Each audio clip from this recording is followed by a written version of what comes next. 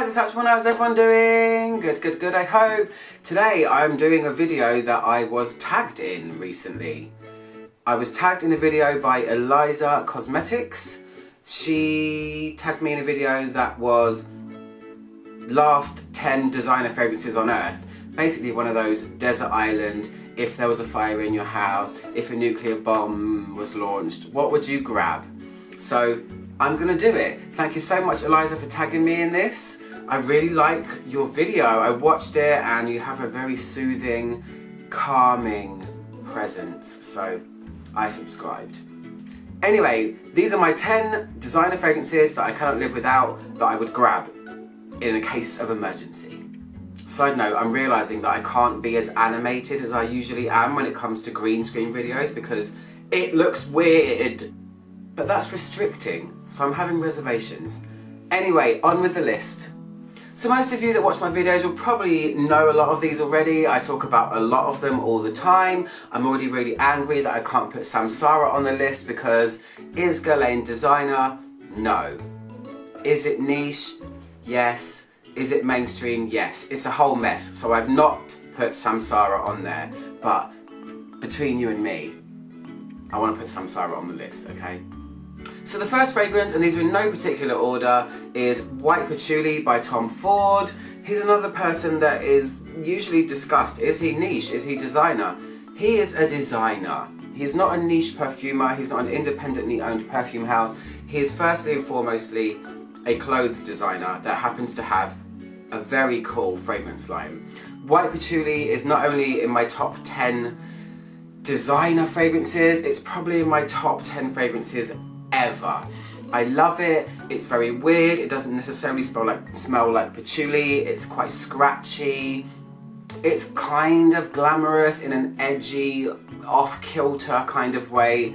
It features some very unusual notes that are really hard to pinpoint, but it's a dry, scratchy, but really, I guess, expensive and glamorous kind of smelling fragrance, and I absolutely love it. It's one of those ones that makes me think, oh, I need to get more backups of it immediately, and I think I should really soon, just in case they take it away.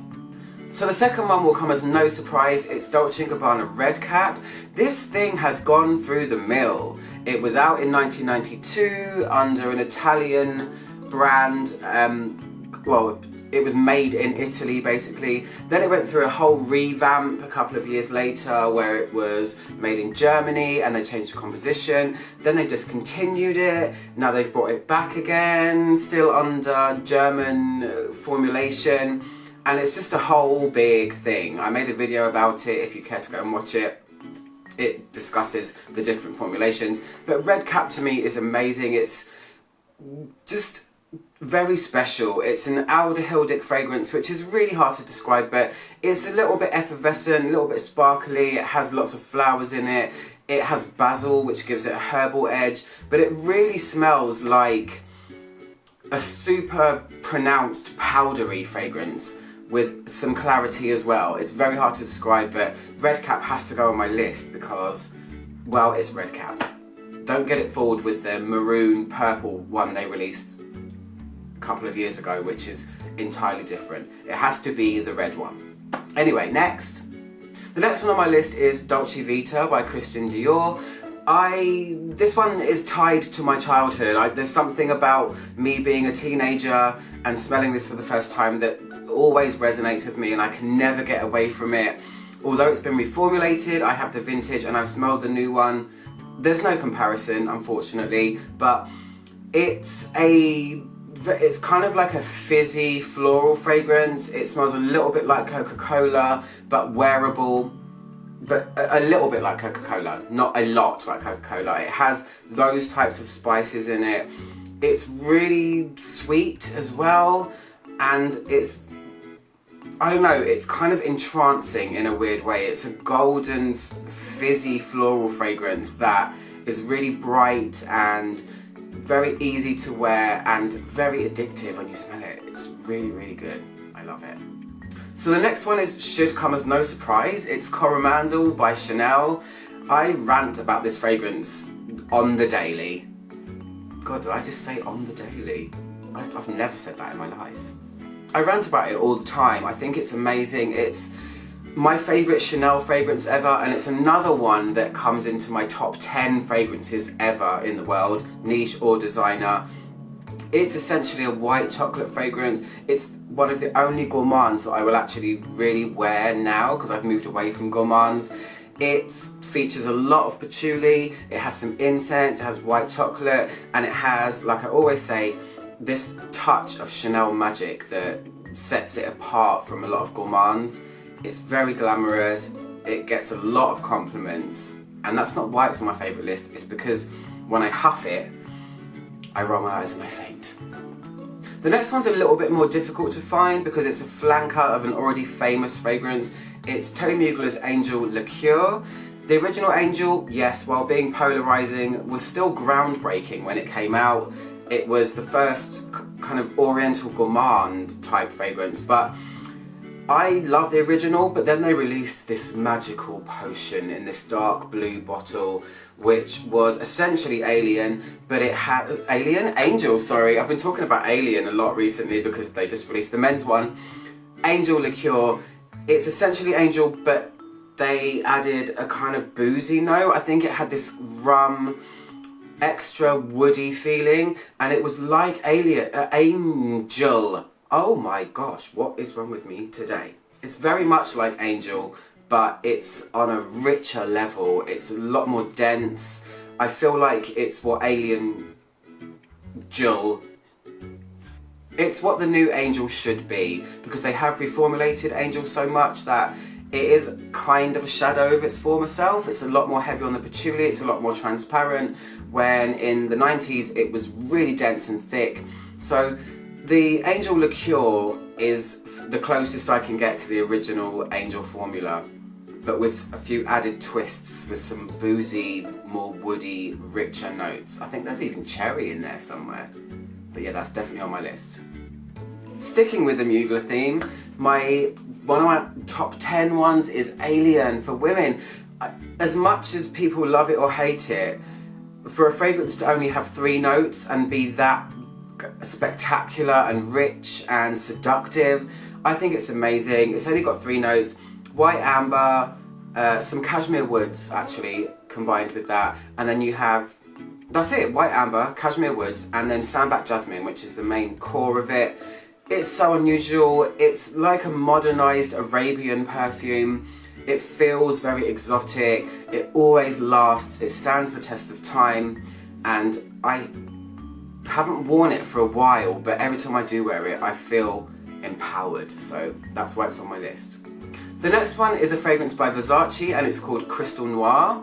I have never smelled the newer formula. As far as I'm aware, it has changed. This is a problem that we have in the fragrance community all the time. Everyone's always upset by reformulations and it doesn't smell the same anymore. It sucks, it really sucks, but I have the eau de parfum of the first formula and it's one of the best performing designer fragrances I own. It doesn't have coconut listed in the notes, but it does smell like coconut to me. It smells like coconut, gardenia, powder, but also very bright at the same time. And it's got a huge clean streak that goes right through the core of it. It's a really, really good designer fragrance, and I avoided it for so long because of that massive ass juxtaposed weird lid thing that just put me off. When the lid's bigger than the bottle, it just puts me off anyway, but don't judge a book by its cover. Anyway, Versace Crystal Noir, eau de parfum, by the way. The next one's a unicorn. I'm sorry guys, but I have to put it in there because it is one of my favourite designer fragrances ever. It's Midnight Poison by Dior.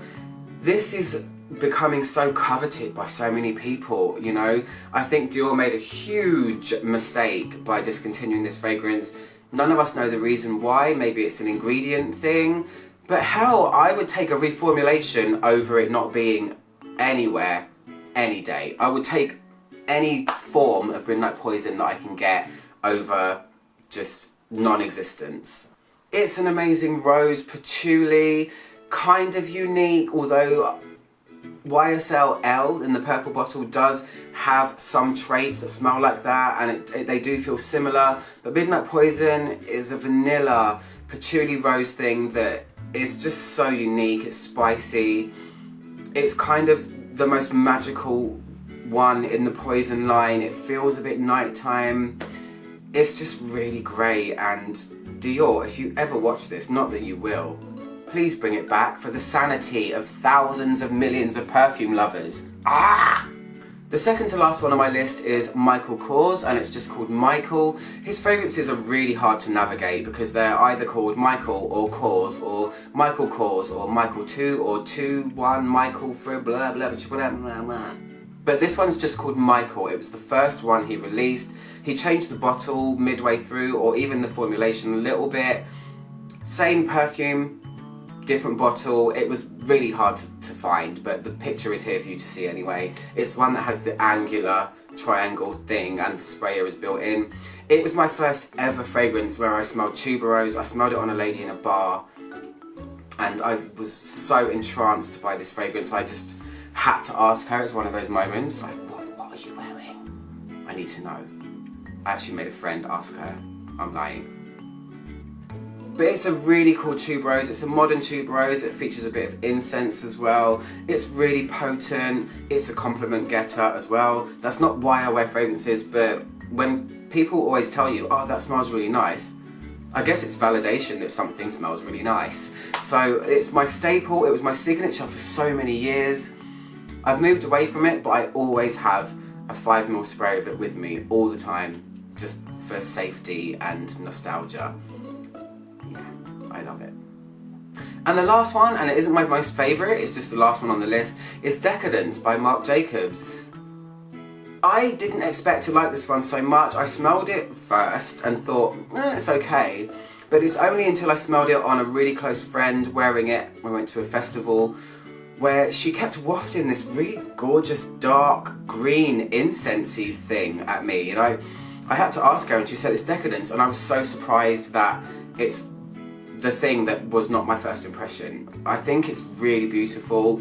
It's really strong. I like my strong, dark, twisted things. It fits that bill, and I stand by myself when I say it's probably the best Marc Jacobs fragrance that he's ever released. Definitely. Done. So that's it. That's my top 10 designer fragrances for life. If there was a fire, I would probably grab those, although in reality I would not grab anything. I'd just grab myself and the bird, and I would just run out of the door. But yeah, if I had to, it'd be those. Anyway guys, hope you like this video. I'm out on my logo. Click my logo down there to subscribe, and I'll see you guys soon for another review and video and all those kind of things. Okay, bye.